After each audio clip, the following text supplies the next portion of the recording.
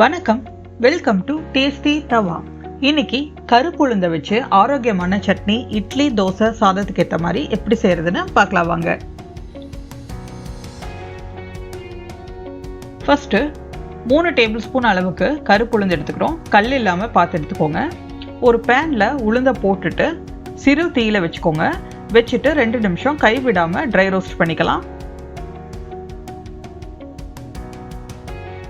இந்த அளவுக்கு செவந்ததுக்கு அப்புறமா எடுத்து தனியா வச்சிருங்க.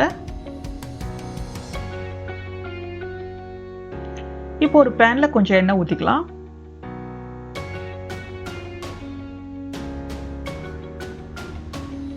இருபது சின்ன வெங்காயம் எடுத்துக்கோங்க. அதை சேர்த்து வதக்கிக்கலாம். சின்ன வெங்காயம் இல்லைன்னா ஒரு பெரிய வெங்காயம் எடுத்துக்கலாம். சின்ன வெங்காயம் தான் டேஸ்ட் நல்லா இருக்கும். இது கூட 6 பல் பூண்டு சேர்த்துக்கலாம். சேர்த்து நல்லா வதக்கிக்கோங்க.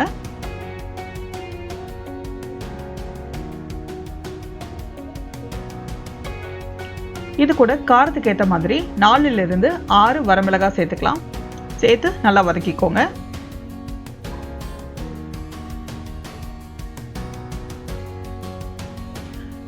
வெங்காயம் நல்லா வதங்கிடுச்சு. இப்போ ஒரு கோழி குண்டு அளவுக்கு புளியை உள்ள சேர்த்து வதக்கிக்கலாம்.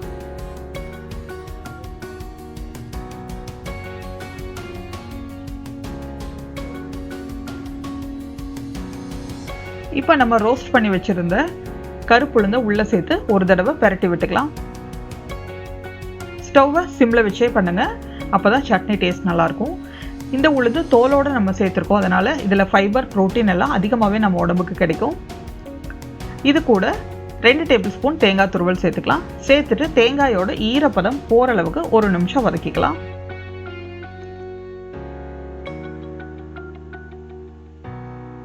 வதக்கினதுக்கு அப்புறம் ஸ்டவ் ஆஃப் பண்ணிடுங்க. ஸ்டவ் ஆஃப் பண்ணிட்டு சட்னிக்கு தேவையான அளவு உப்பு சேர்த்துக்கலாம். சேர்த்து மிக்ஸ் பண்ணி விட்டுக்கோங்க. ஆறுனதுக்கு அப்புறம் அரைச்சிக்கலாம்.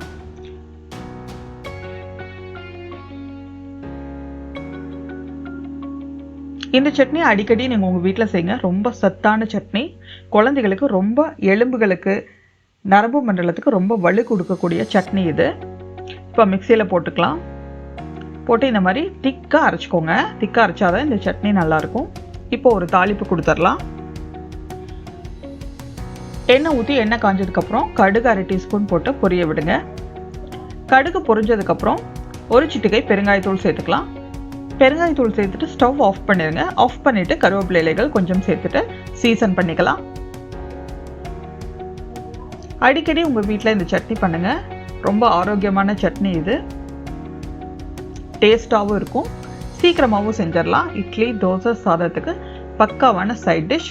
நீங்களும் உங்கள் வீட்டில் இந்த சட்னியை செஞ்சு பார்த்துட்டு உங்களோட கமெண்ட்ஸ் என்னென்னு கமெண்ட் பாக்ஸில் சொல்லுங்கள்.